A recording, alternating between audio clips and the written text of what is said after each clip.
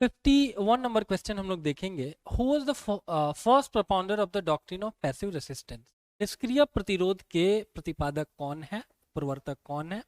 निष्क्रिय प्रतिरोध हम लोग सबसे पहले समझेंगे कि ये क्या होता है। अगर दो व्यक्तियों के बीच भी ना, अगर एक व्यक्ति दूसरे से सकारात्मक नोट पर बात नहीं कर रहा है, तो सामने वाले व्यक्ति को समझ जाना चाहिए कि ये व्यक्ति मेरे से बात करने में, संबंध मेंटेन करने में इंटरेस्टेड नहीं है। सेम ऐसी ही बातें अरविंदो घोष साहब ने सबसे पहली बार कही और बोला कि अंग्रेजों के साथ ना, अगर उनको ये जताना है कि हम आपके साथ नहीं हैं, आपके अंडर में खुश नहीं हैं, तो उनके इंस्टीट्यूशन, उनकी पॉलिसीज पे निष्क्रिय हो जाइए। न हम आपके सपोर्ट में हैं, न आपके विरोध में हैं। कहने का मतलब, आपने 1773 के एक्ट के अंतर्गत सुप्रीम कोर्ट स्टैब्लिश कर रखा है, उससे मेरा कोई लेना देना नहीं है। हमारे घर के झगड़े होंगे, हम बगल की पंचायत में सुलटा लेंगे, लेकिन आपके यहाँ नहीं आएंगे, राइट? तो ये सारी बातें बताने वाले सबसे पहली बार कौन से व्यक्ति हैं? तो अरविंदो घोष साहब हैं। अलीपुर कॉन्स्पिरेसी में इनको गिरफ्तार भी किया जाता है, ये भी जानेंगे। इसके अतिरिक्त ये भी जानेंगे कि आगे जाकर के सक्रिय राजनीति से संन्यास लेते हैं और उर्विल पौंडीचेरी में वो क्या करते हैं कि अपना एक आश्रम वगैरह स्टैब्लिश करते हैं। कांग्रेस और मुस्लिम लीग का संयुक्त अधिवेशन 1916 में हुआ है। ये कहां पर हुआ है?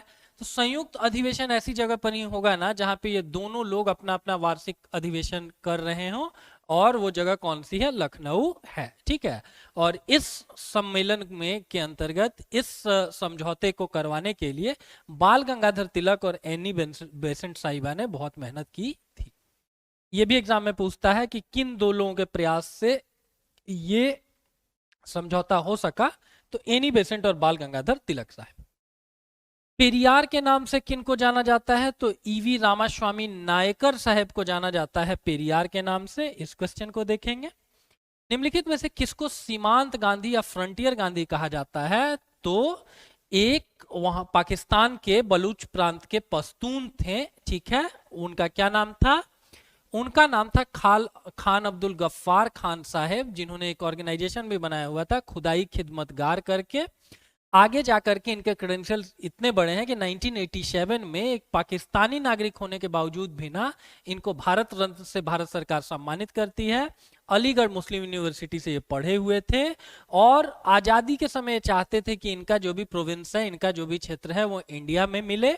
और इवन जब ऐसा नहीं होता है तो गांधी जी को एक्यूज करते हुए ये कहते हैं कि गांधी ने हमको भूखे भेड़ियों के बीच में फेंक दिया। तो फ्रंटियर गांधी बहरहाल कौन है? खान अब्दुल गफ्फार खान साहब है। गांधी इरविन समझौता कब हुआ है? 1931 का ये है। ये आप लोगों को पता ही होगा कि दांडी यात्रा शुरू करने के पहले 11 सूत्री मांगे रखी जाती हैं गांधी जी के द्वारा अंग्रेजों से, जिसमें था कि नमक बनाने के लिए जो स्थानीय लोग हैं उनको अलाउ किया जाए, रुपए का जो विनिमय दर है उसको क्या किया जाए? कम किया जाए, जो भी राजनीतिक कैदी हैं उनके साथ अमानवीय व्यवहार न हो। और इन्हीं सारी चीजों को लेकर के वो दांडी यात्रा स्टार्ट करते हैं। आगे जाकर के अंग्रेजों को लगता है कि इस बुढ़े आदमी से कम्युनिकेट तो करना पड़ेगा, क्योंकि ये व्यक्ति इंडिया में सबसे ज्यादा इन्फ्लुएंशियल, सबसे ज्यादा पावरफुल है। और इसीलिए इरविन इनवाइट करते हैं गांधी जी को मिलने के लिए, जिसको इवन एनी बेसेंट वगैरह क्या बोलती हैं? दो महात्माओं का मिलन आपको कहा जाता है, ठीक है। किस ईयर का है? 1931 का है। भारत में प्रकाशित होने वाला पहला समाचार पत्र कौन सा था? तो ये बंगाल गैजेट था, जिसको जेम्स अगस्तस हिक्की जो है 1780 में पब्लिश करता है, ठीक है।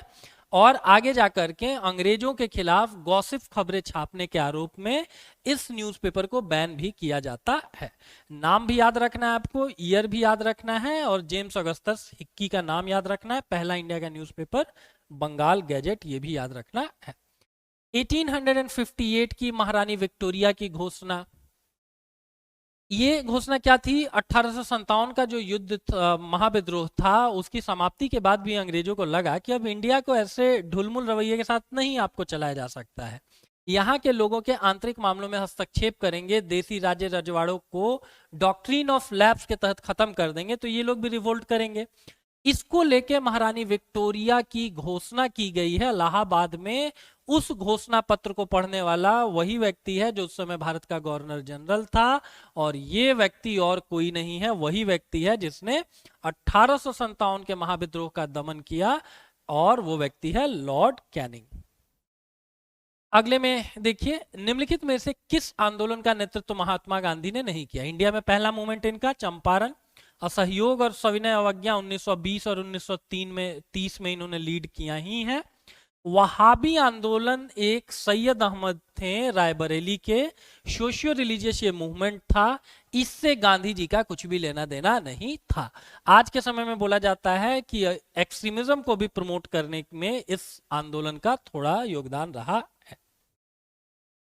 भारत में ब्रिटिश राजस्व प्रणाली से निम्नलिखित में से किसे सबसे ज्यादा लाभ हुआ है? बटाईदारों को, किसानों को, जमींदारों को या कृषि श्रमिकों को?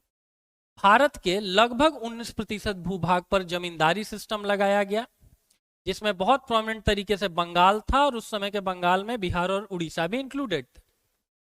उसमें अंग्रेजों ने क्या कहा, या कॉर्नवालिस ने क्या कहा, कि 1/11वां हिस्सा राजस्व का जमींदारों के पास जाएगा और 10/11वां हिस्सा कंपनी के पास जाएगा। ठीक है। हावेवर उसमें जो लगान की कीमत थी, उसका की जो दर थी, कितना एग्जैक्टली लगान कलेक्ट किया जाना है, ये निर्धारित नहीं किया गया था। And this was the exact reason कि अंधाधुंध आपको जमींदारों ने टैक्स कलेक्ट किया, लैंड रेवेन्यू कलेक्ट किया, और उस एक्स्ट्रा जो भी इन्होंने लगान वसूला था उसका कोई स्टैक अंग्रेजों तक नहीं पहुंचा। This was the exact reason कि वहां पर जमींदार बहुत धनी संपन्न बन गए। इवन वहां की रैयत से ये हाथी आना या मोटर आना भी वसूल करते थे। हाथी आना मतलब जमींदार साहब को हाथी भी खरीदना है तो उसके लिए पैसा गरीब जनता दे, या राजा जी को अगर या जमींदार साहब को अगर मोटर भी खरीदना है तो उसके लिए भी 1 आना या 2 आना आम जनता से वसूला जाता था। उसके अगले में देखेंगे, भारत से ग्रेट ब्रिटेन तक धन के निकास का सिद्धांत किसने प्रतिपादित किया? ये दादा भाई नौरोजी साहब ने सबसे पहली बार इस चीज को उठाया है। भारत के लोगों का प्रति व्यक्ति आय कैलकुलेट करने वाले भी यही व्यक्ति हैं, जिन्होंने उस समय 20 रुपए वार्षिक प्रति भारतीय आय को कैलकुलेट किया। और जो ड्रेनेज ऑफ वेल्थ है, इसके अंतर्गत बताया गया कि भारत से एक मुश्त धन जो है सो कि निकाला जा रहा है इंग्लैंड के तरफ, चाहे वो बुलियन हो सकता है, बहुमूल्य धातुएं हो सकता है, या कच्चा माल हो सकता है, और उसके बदले में इंडिया को कोई सा भी रिवॉर्ड नहीं मिल रहा है। ठीक है। इवन जॉन सुलिवन का एक स्टेटमेंट एनसीईआरटी में दे रखा है कि ये जो ड्रेनेज ऑफ वेल्थ ऐसा सिस्टम है ना, जिसके अंतर्गत इंडिया के सारे अच्छे रिसोर्सेज को हम गंगा के स्रोतों से सोख लेते हैं स्पंज की तरह, और उसको ले जाकर के वापस रिटर्न कर दिया जाता है टेम्स नदी के किनारे। यहाँ गंगा नदी रिप्रेजेंट करती है इंडिया को, और टेम्स आप लोगों को पता ही होगा कि लंदन टेम्स के किनारे बसा हुआ है। तो दैट मीन्स कि इंडिया की सारी अच्छी चीजें लंदन या इंग्लैंड पहुंचा दी जा रही है। उसके अगले में देखिए, प्रिजन डायरी बुक किसके द्वारा लिखी गई है? तो जयप्रकाश नारायण साहब ने लिखा है। ठीक है। ये आप लोगों को पता ही होगा कि दिवाली के फेस्टिवल के टाइम पे ये क्या किए हैं, जेल वेल तोड़ करके भाग गए हैं, हजारीबाग जेल में इनको रखा गया था। तो अपने बहुत सारे जेल के अनुभवों को लेकर के इन्होंने कौन सी बुक लिखी है? द प्रिजन डायरी लिखी है। सही मिलान करना है। खान अब्दुल गफ्फार खान, जिनको की बाचा खान भी कहा जाता है, अभी हम लोगों ने देखा कि इनको फ्रंटियर गांधी या सीमांत गांधी भी कहते हैं। Dadabhai Naoroji grand old man of India कहलाते हैं। रविंद्रनाथ टैगोर साहब को गुरुदेव कहा जाता है, और गांधी जी को तो महात्मा कहा ही जाता है। एक क्वेश्चन में हम लोगों ने देखा कि रविंद्रनाथ टैगोर साहब 1915 एक पत्र, और उसी में पहली बार महात्मा कहा गया। तो आंसर में से हम लोगों को 2, 3 और 1 ढूंढ लेना है, तो right answer would be B. Azad Hind Fauj की स्थापना किसके द्वारा कब की गई है? 1942 का है। कैप्टन मोहन सिंह ने किया है। जगह पूछ दिया जाता है तो जगह है ये सिंगापुर, और द्वितीय विश्व युद्ध के दौरान भारत के जो भी युद्ध बंदी थे उन्हीं को लेकर के क्या किया गया है कि एक ये आर्मी स्टैब्लिश कर दी गई है। रास बिहारी बोस का भी बहुत इंपॉर्टेंट इसमें रोल था, और जब हिटलर से मिलकर के नेताजी सुभाष चंद्र बोस पहुंचते हैं यहां पर, तो चूंकि रास बिहारी बोस की उम्र हो रखी थी, and this was the exact reason कि कमांड सौंप दी जाती है किनको? तो नेताजी सुभाष चंद्र बोस साहेब को। बहरहाल क्वेश्चन पे आए तो 1942 का ये आपको है। अहमदाबाद टेक्सटाइल लेबर एसोसिएशन की स्थापना किसने की है? तो ये महात्मा गांधी के द्वारा है। इंडिया में आकर के तीन मूवमेंट गांधी जी के बड़े फेमस होते हैं। पहला चंपारण है, उसके बाद खेड़ा में भी ये पार्टिसिपेट करते हैं और अहमदाबाद में भी ये पार्टिसिपेट करते हैं। अहमदाबाद टेक्सटाइल मिल में, क्योंकि ये कालखंड है 1918 का, और 1914 से लेकर के 1918 तक प्रथम विश्व युद्ध चल रहा था। विश्व युद्ध के समय में या ऐसे किसी एडवर्स कंडीशन के समय में आप देखेंगे कि मुद्रास्फीति की दर वैसे ही बढ़ी रहती है। अफगानिस्तान पर जब अमेरिका ने आक्रमण किया था ना, तो उस समय अफगानी जो मुद्रा थी ना, उसकी हालत इतनी बुरी थी कि $1 was equivalent to 80,000 Afghani currency. ठीक है, तो ठीक वैसे ही एडवर्स कंडीशंस आपको अहमदाबाद में भी देखने को मिल रही थी मजदूर मिलों में। यहाँ के जो मजदूर थे वो चाहते थे कि 50% हमारी सैलरी हाइक हो, और 20% से ज्यादा जो मिलों के मालिक थे वो देने को तैयार नहीं थे। गांधी जी बीच में मध्यस्थता करते हैं और बोलते हैं कि ठीक है, 50 और 20 को जोड़ दो, 70 हो गया, डिवाइडेड बाई 2 कर दो, न तुम्हारा न उसका, 35% आप सैलरी हाइक कर दो। ठीक है, तो अहमदाबाद टेक्सटाइल मिल से संबंधित अगर महात्मा गांधी जी होंगे तो उसी सेक्ट के लिए, लेबरर क्लास के कल्याण के लिए एक ही ऑर्गेनाइजेशन उनके द्वारा बनाया गया होगा। मुस्लिम लीग ने पृथक राष्ट्र का प्रस्ताव किस वर्ष अपनाया? 1940 का ये है। 1906 में ढाका में इस ऑर्गेनाइजेशन को बनाया गया था, और 1940 में इसने कह दिया कि द्विराष्ट्र सिद्धांत, इंडिया कोई एक देश नहीं, उसमें दो देश एग्जिस्ट करते हैं, और हिंदुओं और मुसलमानों के जो म्यूचुअल इंटरेस्ट हैं वो एक दूसरे से अलग हैं। And this is the exact reason कि हम स्ट्रांगली डिमांड करते हैं कि there must be a other nation called Pakistan, और इससे संबंधित प्रस्ताव 1940 का है। जगह का नाम भी आप लोगों को पता होना चाहिए। ये प्रस्ताव कहां लाया गया? तो लाहौर में लाया गया, और लाहौर कहां पर है? तो पाकिस्तान का जो पंजाब प्रोविंस है वहां पर आपको लाहौर है। 1932 का जो सांप्रदायिक अवार्ड था, इसने किसको अलग से प्रतिनिधित्व दिया? ठीक है, 1909 का जो अधिनियम था मार्ले मिंटो, इसने मुसलमानों को प्रेज करने के लिए अलग से सेपरेट इलेक्टोरेट की व्यवस्था की। उसी चीज को एक्सटेंड किया गया 1919 में, और अंग्रेजों को यह चीज भारतीय राष्ट्रीय आंदोलन को दबाने के लिए अच्छा लगा कि डिवाइड एंड रूल की पॉलिसी को various sections of the Indian society तक आप एक्सपेंड कर दो।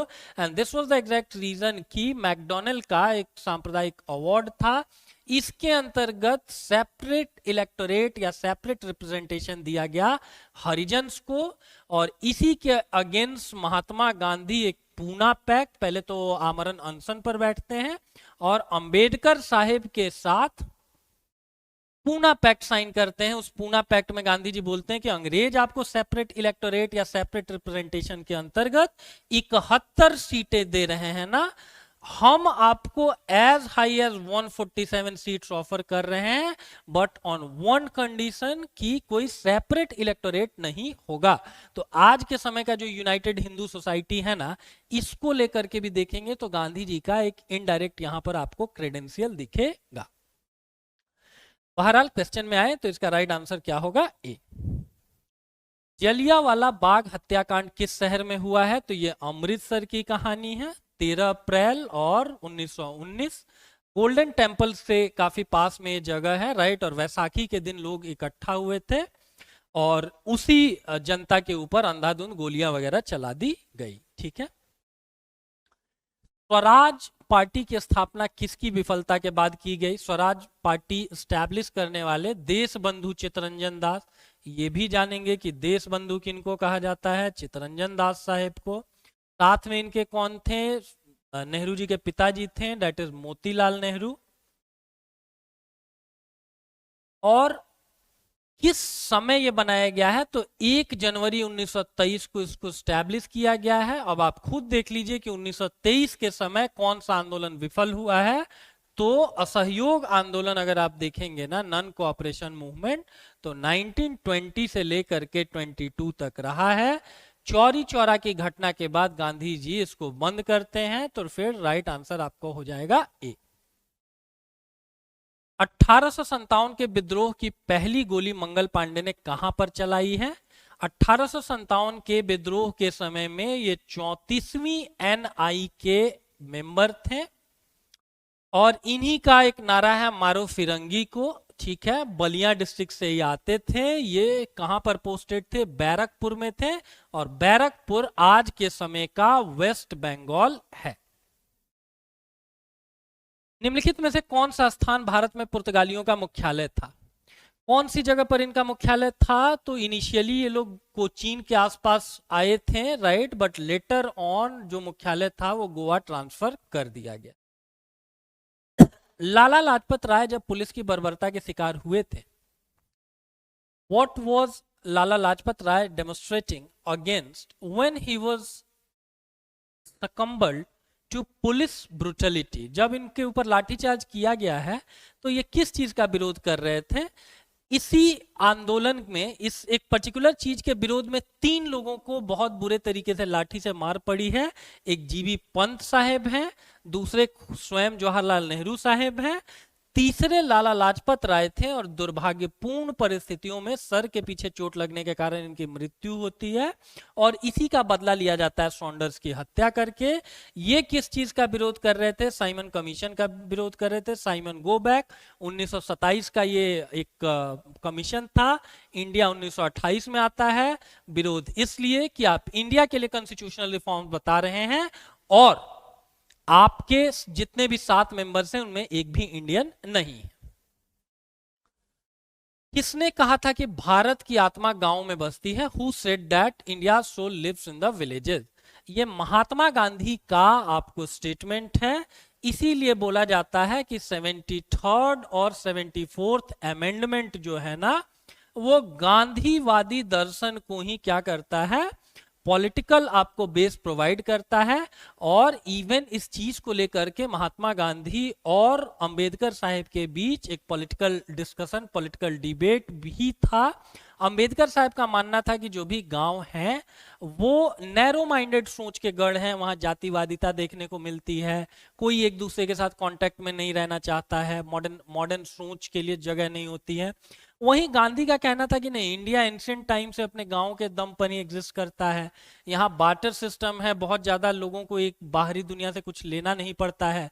लोहार क्या करता है? वो पूरे गांव के लिए अस्त्र शस्त्र बना देता है, बर्तन बना देता है। जो आपको ये है, जो मिट्टी के बर्तन बनाने वाले कुम्हार हैं, वो मिट्टी के बर्तनों की सप्लाई कर देता है। तो गांव जो है अपने आप में एक सेल्फ सफिशिएंट यूनिट है। This is the exact reason कि इंडिया की जो सोल है वो गांव में बसती है। स्टेटमेंट है ये किनका? तो महात्मा गांधी साहेब का। 1930 में महात्मा गांधी साहेब ने सविनय अवज्ञा की शुरुआत कहां से की है? तो साबरमती आश्रम से किया गया है 12 मार्च को। फर्दर 6 अप्रैल 1930 को ये कहां पहुंचते हैं? डांडी पहुंचते हैं। एंड आपसे पूछ रहा है शुरुआत, अगर अंत पूछे तो डांडी, और स्टार्टिंग पूछा जाए तो साबरमती आश्रम से ये प्रारंभ करते हैं। व्यपगत का सिद्धांत किसके द्वारा प्रस्तुत किया गया? तो it was proposed by Lord Dalhousie, जिसका कालखंड भारत में 1848 से लेकर के 1856 तक रहा है। इसी ने बोला कि भैया कोई सा भी अगर राजा महाराजा है, अगर उसका कोई सा भी प्राकृतिक वारिस नहीं होगा तो उसके राज्य को क्या किया जाएगा? उसका माना जाएगा राज्य अब लैप्स हो गया है, एंड उसका जो भी क्षेत्राधिकार होगा उसको ब्रिटिश आधिपत्य में ले लिया जाएगा। भारतीय बिस्मार्क के नाम से किसको जाना जाता है? तो बिस्मार्क के बारे में पहली बात जानेंगे कि ये जर्मनी के पहले चांसलर थे। यूनाइटेड जर्मनी बनाने वाला यही व्यक्ति है, ठीक है, जिसकी एक पॉलिसी बहुत फेमस है, policy of iron and blood. अगर आप यूनाइटेड जर्मनी नहीं बनने देंगे, अगर मेरा विरोध करेंगे, तो आप पे हम आयरन यूज करेंगे, और आयरन की कलम नहीं, कलम की नीब नहीं, आप पे आयरन के आर्म्स यूज किए जाएंगे, और आप पे आर्म्स यूज किए जाएंगे तो ऑटोमेटिकली आपका ब्लड तो निकलेगा ही निकलेगा। And this was the exact reason कि जो योगदान बिस्मार्क साहेब का जर्मनी के एकीकरण में है, वही योगदान भारत के कॉन्टेक्स्ट में देखिए तो किनका है? तो सरदार वल्लभ भाई पटेल साहब का है, जिन्होंने ऑलमोस्ट 550 देशी रियासतों को भारत संघ के अंतर्गत लाया। And this is the exact reason कि भारत का बिस्मार्क कहा जाता है आदरणीय सरदार वल्लभ भाई पटेल साहब को। किस आंदोलन को हिंदू और मुस्लिम दोनों का समर्थन मिला? तो असहयोग आंदोलन के बारे में ऐसा कहा जाता है ना कि सबसे ज्यादा हिंदू मुस्लिम एकता जो है सो कि आपको इसी आंदोलन के दौरान देखने को मिली है। रीजन क्या है? तो 1918 में जब प्रथम विश्व युद्ध खत्म होता है तो सेरवे की संधि के अंतर्गत खलीफेट सिस्टम को खत्म कर दिया जाता है और खलीफा को माना जाता है कि वो पूरे मुस्लिम जगत का वो धार्मिक गुरु होता है। इस इशू को महात्मा गांधी जी क्या करते हैं, एक अपॉर्चुनिटी के तौर पर देखते हैं कि मुसलमानों का भी मैक्सिमम पार्टिसिपेशन लिया जाए नॉन कोऑपरेशन मूवमेंट में। हाउएवर बाकी मूवमेंट्स में आपको इतना बड़ा हिंदू और मुस्लिम एकता देखने को नहीं मिलता है। इवन एंटी पार्टीशन जो मूवमेंट था इसमें तो आपको राइट्स वगैरह भी देखने को मिलते हैं।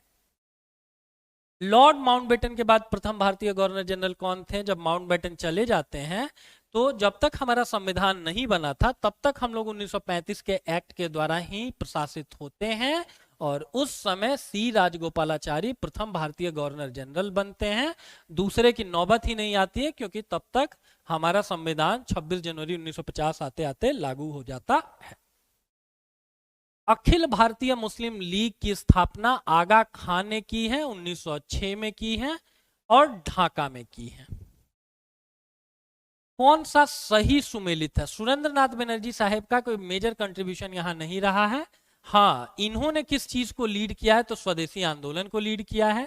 रविंद्रनाथ टैगोर तो स्वदेशी आंदोलन के दौरान विदेशी वस्त्र वगैरह जलाने को निष्ठुर बर्बादी बोलते हैं, तो ये भी सही नहीं है। स्वराजवादी जो पार्टी है उससे संबंधित हम लोगों ने देखा है कि चित्तरंजन दास साहेब या मोतीलाल नेहरू साहेब। तो बच गया कौन सा? आईएनए, जिसको लीड करने वाले सुभाष चंद्र बोस साहेब थे। 1914 के दौरान बर्लिन में इंडियन नेशनल पार्टी की स्थापना किसने की? Who founded the Indian National Party in Berlin during the 1914? Whether it was Subhash Chandra Bose or W.C. Banerjee और सुरेंद्र नाथ बनर्जी और चंपक रमन पिल्लई। तो ये चंपक रमन पिल्लई साहेब का ये 1914 में बर्लिन में बनाया हुआ ऑर्गेनाइजेशन है। जब दिल्ली ब्रिटिश भारत की राजधानी बनी 1905 का, जब बंगाल विभाजन का कॉन्स्पिरेसी अंग्रेजों का फेल हो जाता है तो ये लोग उस चीज को रद्द करते हैं, लेकिन फ्रस्ट्रेशन में क्या करते हैं कि ग्रेजुअली राजधानी को ट्रांसफर कर देते हैं। कहां पर? तो ये ट्रांसफर कर दिया जाता है आपको दिल्ली। और दिल्ली जब ट्रांसफर किया जाता है 1911-12 की ये कहानी है।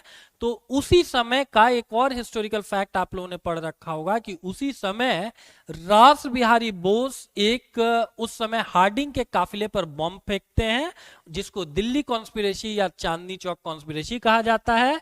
दैट मीन्स कि उस समय वायसरॉय कौन होगा? तो लॉर्ड हार्डिंग होगा।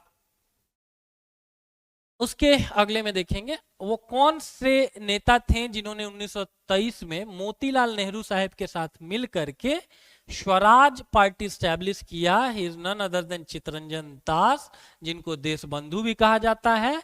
And one interesting fact is there कि जिस तरीके से गोपाल कृष्ण गोखले साहब को बोला जाता है कि वो महात्मा गांधी के पॉलिटिकल गुरु थे, ऑन सिमिलर बेसिस ऐसा माना जाता है कि जो नेताजी सुभाष चंद्र बोस साहब हैं उनके राजनीतिक गुरु चित्तरंजन दास थे। निम्नलिखित में से कौन सी जनजाति ताना भगत आंदोलन से संबंधित थी? तो ये उरांवों का आपको मूवमेंट था जो 1914 से लेकर के 1920 तक चला है और इस आंदोलन के अंतर्गत बहुत से लोग महात्मा गांधी के फॉलोअर बन गए थे। 1937 में स्थानीय भाषा के माध्यम से बुनियादी शिक्षा के लिए गांधी के प्रस्तावों का समर्थन करने वाला एक शैक्षणिक सम्मेलन कहाँ आयोजित किया गया? गांधी जी बात करते हैं कि आपकी जो शिक्षा होनी चाहिए वो स्थानीय भाषा में होनी चाहिए। आप जर्मन है तो वहां की लैंग्वेज सीखिए, इंडियन है तो इंडियन लैंग्वेज सीखिए। हालांकि हिंदी की एडवोकेसी वो करते हैं, वो हिंदी को देखते हैं पूरे राष्ट्र को एकता के सूत्र में पिरोने वाली भाषा के तौर पर। हाउएवर कभी भी किसी भी व्यक्ति के ऊपर किसी भी भाषा को थोपने का वो समर्थन नहीं करते हैं। दूसरी बात, बुनियादी शिक्षा। गांधी जी बोलते हैं कि शिक्षा के दो एस्पेक्ट्स होने चाहिए, एक तो जीविकोपार्जन, वो आपको ब्रेड एंड बटर कमाना सिखाए, और उसके अतिरिक्त आपका मोरल एंड इथिकल अपलिफ्टमेंट, आपका नैतिक उत्थान किसके द्वारा हो? तो आपकी शिक्षा के द्वारा हो। ये चीजें गांधी जी के बुनियादी शिक्षा से संबंधित हैं और इससे संबंधित एक शैक्षणिक आपको सम्मेलन वर्धा में हुआ था। 1784 का पिट्स इंडिया एक्ट, जो कि 1773 के रेगुलेटिंग एक्ट की कमियों को दूर करने के लिए लाया गया था। क्या ये ऑर्डिनेंस था, क्या ये रिजोल्यूशन था, क्या ये श्वेत पत्र था? तीनों में से कुछ भी नहीं, ये रेगुलेटिंग एक्ट था। रेगुलेटिंग कहने का मतलब आप किसी चीज को रेगुलेट कर रहे हैं। किसको रेगुलेट कर रहे हैं? ईस्ट इंडिया कंपनी को रेगुलेट कर रहे हैं। कौन कर रहा है? तो ब्रिटिश क्राउन कर रहा है। ब्रिटिश शासन के दौरान तत्कालिक मद्रास प्रेसिडेंसी में रैयतवाड़ी प्रणाली की शुरुआत। पहला चीज जानेंगे, मद्रास प्रेसिडेंसी में क्या चलता था? रैयतवाड़ी। ओवरऑल इंडिया के 51% हिस्से पर यही सिस्टम चलता था, और इसको स्टार्ट करने में एक इंपॉर्टेंट रोल प्ले करने वाले व्यक्ति हैं थॉमस मुनरो। ऐसे भी याद रख सकते हैं, M for Madras, M for Munro, और मैकेनिकली याद है तो which is such a good thing to have. Who among the following organized the All India Depressed Class Association? It was formed by none other than Dr. B.R. Ambedkar Sahib, and this was an institute created, this was an organization created in year 1930. Ghadar Party तो आपको पता ही है कि भारत से बाहर क्रांतिकारी गतिविधियों के संचालन के लिए और भारतीयों को हथियार मुहैया कराने के लिए इसका आयोजन किया गया था, और इसको ऑर्गेनाइज कराने वाले लाला हरदयाल साहेब हैं। बटुकेश्वर दत्त वो व्यक्ति हैं जो भगत सिंह के साथ मिलकर के सेंट्रल असेंबली हॉल में बम फेंकते हैं। इसीलिए कंफ्यूज करने के लिए चारों लोगों का जिनका नाम दे रखा गया है वो क्रांतिकारियों के ही नाम है। हाउएवर गदर पार्टी से संबंधित आपको लाला हरदयाल साहेब भी है। 1885 में भारतीय राष्ट्रीय कांग्रेस की पहली बैठक की अध्यक्षता किसके द्वारा की गई? तो W.C. बनर्जी के द्वारा की गई। कहां पर यह ऑर्गेनाइज किया गया था? तो बंबई में। पहले पुणे में होने वाला था, बट पुणे में प्लेग फैल गया, तो देखेंगे कि तेजपाल गोकुलदास आपको संस्कृत महाविद्यालय में इस चीज को स्टैब्लिश किया गया है। एंड पहले इसके प्रेसिडेंट कौन थे? तो W.C. बनर्जी साहेब। बंकिम चंद्र चटर्जी ने अपने उपन्यास आनंद मठ में बंगाल के किस विद्रोह पर प्रकाश डाला है? थोड़ी देर पहले भी एक क्वेश्चन इसी से संबंधित था, और फिर से एक क्वेश्चन हम लोग इसलिए आपसे पूछ रहे हैं बिकॉज इस साल ये इवेंट काफी हाईलाइटेड रहा है। इवन जो काकोरी केस है वो हाईलाइटेड है बिकॉज उसके 100 साल होने जा रहे हैं। तो ये चीज आपको नहीं भूलना है कि ये सन्यासी रिवोल्ट के ऊपर है, और इससे संबंधित ये भी जानेंगे कि बिहार का पूर्णिया जिला इस आंदोलन से सबसे ज्यादा प्रभावित था। आर्य समाज के संस्थापक ये दयानंद सरस्वती साहब का ऑर्गेनाइजेशन है। ईयर कौन सा है? 1875 है, और सत्यार्थ प्रकाश इनके द्वारा लिखी गई एक पुस्तक है। 1761 में जब अहमद शाह अब्दाली पानीपत की तीसरी लड़ाई में मराठों को हराता है, उस समय दिल्ली का शासक कौन था? शाह आलम द्वितीय था। यही व्यक्ति आपको बक्सर के बैटल में भी पार्टिसिपेट करता है, और अंग्रेजों से हार जाने के बाद क्या करता है? ये इलाहाबाद की ट्रीटी के तहत बंगाल के ऊपर से अपना क्लेम छोड़ देता है। वहां की दीवानी वगैरह किसको मिल जाती है? तो अंग्रेजों को मिल जाती है। राजा राम मोहन राय साहब ने किस ऑर्गेनाइजेशन को स्थापित किया? तो यह दयानंद सरस्वती साहब से संबंधित है। आर्य समाज। रामकृष्ण मिशन स्वामी विवेकानंद का है, जिसको अपने गुरु के लिए उन्होंने बनाया। राजा राम मोहन राय साहब का ऑर्गेनाइजेशन है ब्रह्म समाज, विच वाज, जो भी उनके स्पिरिचुअल थॉट थे, एक ईश्वरवाद हो गया, या मूर्ति पूजा के विरोधी, या रेशनल थिंकिंग धर्म में आपको लाना है, इन सारी चीजों को लेकर के एक ऑर्गेनाइजेशन उन्होंने बनाया विच वाज कॉल्ड ब्रह्मो समाज।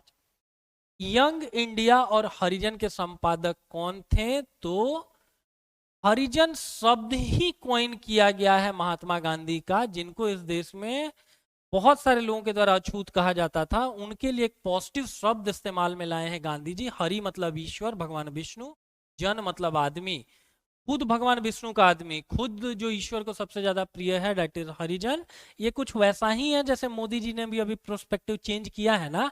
पहले हम लोग यूज करते थे वर्ड की कचड़े वाला आ गया, कचड़े वाला आ गया, लेकिन एक्चुअली में देखिए तो वो कचड़े वाला नहीं होता है जो हमारे घर से कचरा लेके जाता है। कचड़े वाले हम लोग होते हैं, वो व्यक्ति जो कचरा कलेक्ट कर रहा होता है वो सफाई वाला होता है, ठीक है। या और भी आप देख सकते हैं कि एक और शब्द आजकल काफी पॉपुलर है, अन्यथा सक्षम। पहले हम लोग शब्द इस्तेमाल में लाते थे विकलांग, लगता था जैसे वो आदमी किसी काम का नहीं है। हाउएवर वो व्यक्ति भी बहुत सारे स्किल में हमसे आपसे अच्छा हो सकता है, इसीलिए डिफरेंटली एबल्ड शब्द इस्तेमाल में लाया जाता है, अन्यथा सक्षम। हो सकता है कि वो व्यक्ति शारीरिक रूप से किसी एक अंग में उसके विकृति हो, but at the end of the day वो हमसे आपसे अच्छा हो सकता है बहुत सारे मायनों में। फॉर एग्जाम्पल रविंद्र जैन साहब को देखिए, वो जन्म से ही अंधे थे। हाउएवर जो रामानंद सागर साहब की जो रामायण है उसके लिए बड़े शानदार उन्होंने गाने वगैरह गाए हैं। जलियांवाला बाग त्रासदी से संबंधित कौन सा ब्रिगेडियर था? जनरल डायर था, जिसने ये इंश्योर किया कि तीन तरफ से क्या था कि वो क्लोज पार्क था, और चौथे तरफ से वो खुद अपने साथ पुलिस लेकर के गया है और अंधाधुंध उसने गोलियां चलवाई है। ठीक है। भारतीय सिविल सेवा किस गवर्नर जनरल वायसरॉय के काल में प्रारंभ की गई है? तो भारतीय सिविल सेवा का जनक या पुलिस सेवा का जनक आप लोगों को पता ही है, कॉर्नवालिस को कहा जाता है। काकोरी षड्यंत्र एक ट्रेन डकैती थी जो काकोरी और लखनऊ के बीच में हुआ है, ये लखनऊ के पास की ही जगह है। ईयर कौन सा है? 1925। इससे संबंधित दो दो क्वेश्चन हम लोग इसीलिए डाल रखे हैं ना, बिकॉज इस इवेंट के भी 100 साल होने वाले हैं। एंड आपने देखा होगा कि बीपीएससी जिस इवेंट के भी 100 साल होने वाले हैं, जैसे आज से कुछ साल पहले इन्होंने लगातार पूछा था चंपारण आंदोलन के बारे में, एंड रीजन यही था। 2017 के आसपास पेपर उठा करके देखेंगे तो बहुत सारे क्वेश्चन पूछे गए। दक्षिण भारत में अपने प्रवास के दौरान गांधी जी ने निम्नलिखित में से किसका प्रकाशन किया था? तो उनका जो न्यूज़पेपर था विच वाज इंडियन ओपिनियन। भारतीय कांग्रेस की जिस कार्य समिति ने भारत छोड़ो प्रस्ताव को मंजूरी दी, ये वर्धा समिति थी जिसने इस चीज को इंश्योर किया कि अगस्त के महीने में आप क्या कर सकते हैं, एक बड़ा मूवमेंट खड़ा कर सकते हैं। पहले जो है सो कि कांग्रेस के लोग गांधी जी को नहीं अलाउ कर रहे थे। रीजन यही था कि असहयोग आंदोलन और सविनय अवज्ञा आंदोलन इमीडिएट सक्सेसफुल नहीं रहा था। हालांकि आज के समय में हम लोग जान पाते हैं कि उसका कितना बड़ा इंपैक्ट था, लेकिन एक ग्रुप ने कहना शुरू कर दिया ना कि भैया आपका मूवमेंट सब आप खाली हवाबाजी करते हैं। 1920 के समय भी आपने कहा था कि 1 वर्ष के अंदर स्वराज आएगा, बट अल्टीमेटली आप फेल हुए, तो आपको एक तीसरा बड़ा मूवमेंट क्यों हम खड़ा करने दें। और गांधी जी का एक फियर्स रिप्लाई था कि अगर हमको एंडोर्स नहीं किया गया, हमारे इस आंदोलन को अप्रूव नहीं किया गया, तो देश की मिट्टी से, देश के बालू से हम कांग्रेस से बड़ा ऑर्गेनाइजेशन खड़ा कर देंगे, right. And this was the exact reason कि वर्धा समिति में गांधी जी को अलाउ कर दिया गया। सरोजनी नायडू को नाइटिंगेल ऑफ इंडिया की उपाधि किसने दी है? तो ये स्वयं महात्मा गांधी ने दिया हुआ है। द गोल्डन थ्रेशोल्ड जैसी इनकी आपको कविताएं हैं। तो राइट आंसर फिर क्या होगा इसका? डी होगा।